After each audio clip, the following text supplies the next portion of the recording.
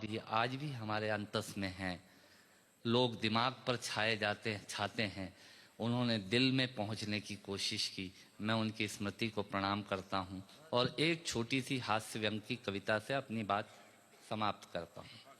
जब मैं कहूं मजा ही कुछ और है, आप ताली बजा दीजिएगा। ये इनका तकिया कलाम होता है। जिनके आखिरी उंगली के नाखून का भी ऑपरेशन नहीं हुआ, वो आपको बाईपास कराने के लिए हॉस्पिटल का सजेशन देने आ जाएंगे।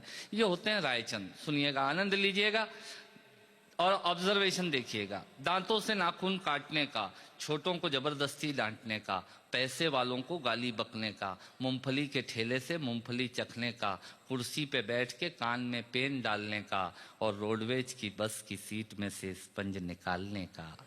मजा ही कुछ और है, मजा ही कुछ और है।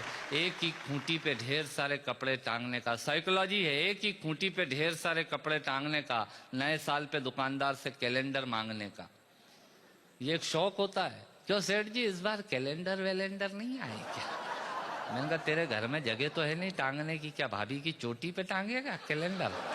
पर आदमी मांगता जरूर है, फोकट की डायरी और कैलेंडर मांगने का। एक ही खूंटी पे ढेर सारे कपड़े टांगने का, नए साल पे दुकानदार से कैलेंडर मांगने का, चलती रेल में चढ़ने का, दूसरों की चिट्ठियां पढ़ने का, मांगे हुए स्कूटर को तेज भगाने का और खुद को नींद नहीं आने पे पत्नी को जबरदस्ती जगाने का।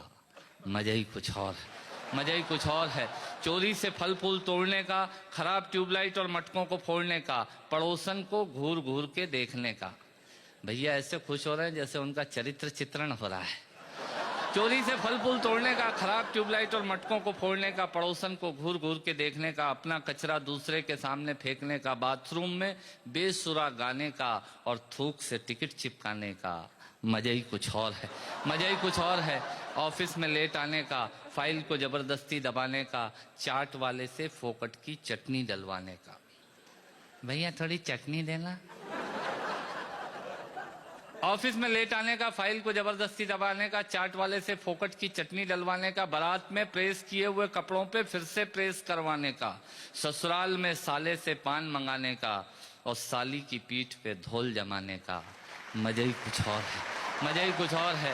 ब्याज के माल से मलाई खाने का, थर्ड क्लास ससुराल को फर्स्ट क्लास बताने का।